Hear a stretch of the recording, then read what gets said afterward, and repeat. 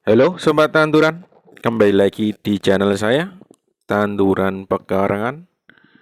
Mumpung cuacanya cerah ya, karena beberapa hari yang lalu itu cukup mendung, lalu hari ini cuacanya ya cukup cerah, saatnya kita buatkan video lagi ya.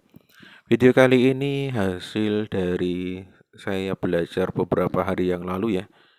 Katanya itu ada bahan yang bisa membuat rumah dari mikroba.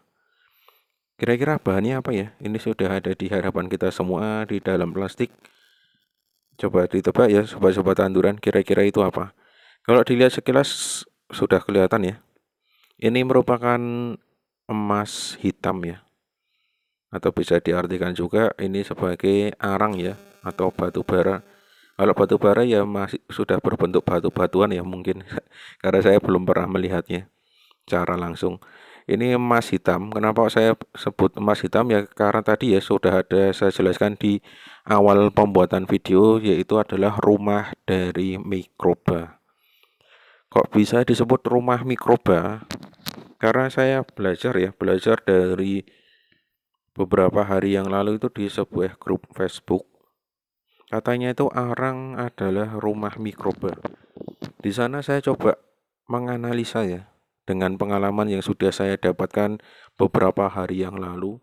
Lalu coba saya aplikasikan juga di dalam itu ya, di dalam keseharian itu hasilnya seperti apa. Ya, baru saya paham ya. Contohnya arang itu kalau diberi POC seperti ini ya, POC dari kulit pisang, itu pasti akan mikroba atau nutrisi yang ada dalam POC ini akan pindah ke dalam arang itu. Atau kita berikan ini ya, larutan tonik ya. Ini sudah lama tidak saya gunakan, warnanya sudah tidak karu-karuan ya. Ini juga nanti kalau dimasukkan ke dalam sini, nutrisinya akan pindah ke dalam arang itu. Kok bisa ya? Nanti coba saya jelaskan ya, silahkan disimak. Ataupun kalau kita masukkan lagi ini ya, coba saya bereskan dulu. Masukkan lagi ini, bal ya, bakteri asam laktat atau bakteri yang berasal dari air cucian beras. Itu nanti bakteri ini akan masuk ke dalam sela-sela atau di pori-pori arang itu. Atau yang terakhir kita masukkan ini ya, air jakaba. Nanti nutrisi yang ada dalam air jakab itu akan masuk ke dalam pori-pori atau sela-sela yang ada di antara arang itu. Kok saya bisa tahu di dalam arang itu ada pori-porinya? Ya, mudah sekali ya. Karena dari pengalaman yang sebelumnya di tanaman ceri ya, kok ceri? Tomat ceri ya, tomat yang kecil-kecil.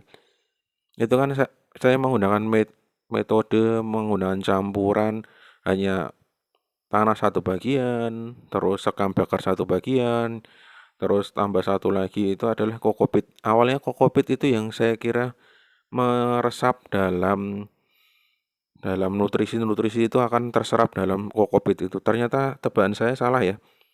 Nutrisi itu masuk ke dalam arang. Nah, ketika arang ini kita angkat seperti ini, itu terasa berat ya. Kenapa kok bisa berat? Karena beberapa hari ini, 2 atau 3 hari ini itu terguyur hujan ya. Jadinya ini terbanyak air yang masuk ke dalam arang ini jadinya rasanya itu berat. Jadinya kurang lebih ya 2 atau 3 kali berat yang sesungguhnya. Karena sudah banyak sekali air hujan yang masuk ke dalam arang itu. Nah, keduanya ini saya dapatkan ilmunya dari ini. Saya lihat dari penanganan di dalam anggrek ini ya. Anggrek ini media tanamnya itu adalah murni arang ya. Walaupun di sini ada serabut-serabut koko fiber ya. Lalu ada sedikit tanah hasil pelapukan dari batang. Tetapi ini adalah tempat utamanya adalah arang. Dan kemarin saya aplikasikan dengan air jakaba yang saya sengajakan semprot sampai bagian arang ini ya. Di arang ini dan ternyata hasilnya seperti ini. Selama tidak saya lihat, tidak saya kontrol itu ternyata akarnya sudah kemana-mana. Padahal terakhir kemarin tuh akarnya itu sudah berhenti ya. Sudah berhenti dan kebetulan malah dimakan oleh binatang, yaitu serangga atau belalang ya. Tetapi saya tidak menyerah dan tetap saya aplikasikan dengan air jakaba. Hasilnya seperti ini. Setelah saya diamkan beberapa lama, ternyata akarnya mulai tumbuh subur kemana-mana ya. Sudah keliling bahkan sampai sini ya, walaupun ini ada akar yang mulai mengering. Ya tidak masalah, kita putus saja biar nanti akar yang lainnya bisa tumbuh maksimal. Ini sudah sampai sini. Bahkan di atas ini juga ada lagi. Di sebelah sini akar yang baru kelihatan ya, kelihatan jelas perbedaan warnanya, itu masih bisa memanjang kembali ya untuk akarnya. Nah, buktinya bahwa kalau arang itu mampu menyerap ya, menyerap nutrisi-nutrisi yang kita berikan. Atau secara tidak langsung nutrisi yang berlebihan itu yang biasanya terbuang sia-sia. Kalau kita tanam di polybag, kalau kita gunakan arang pasti akan masuk ke dalam arang itu. Jadi kalau kita menggunakan media tanam ada arangnya, kemungkinan besar nutrisi itu tidak akan terbuang sia-sia. Sama halnya seperti ini.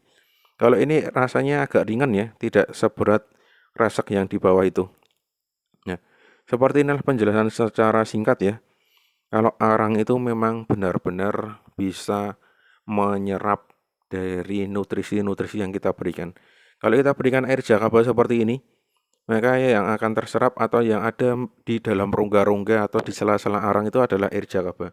Ketika kita berikan POC, maka POC itu ada yang akan masuk ke dalam rongga-rongga. Atau ketika kita berikan bakteri, maka bakteri itu yang akan masuk ke dalam sisa rongga-rongga yang ada di arang tersebut.